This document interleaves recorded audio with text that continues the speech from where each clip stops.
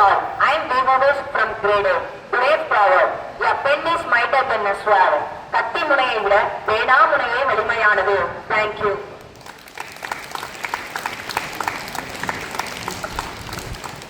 அனைவருக்கும் இனிய காலை வணக்கத்துடன் 8ஆம் வகுப்பு மாணவன் தீனவுடன் திருக்குறள் அதிகாரம் 14 ஒழுக்கமுடையவன். குறள் எண் 131. ஒழுக்கம் ஒழுக்கம் தரலாம், ஒழுக்கம் உயிரில் ஏற்பட்டதும் பொருள்.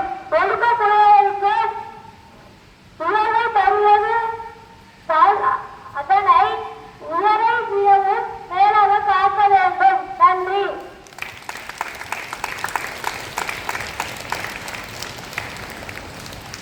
Happy birthday to L.M. Vishivelan from UKG A section.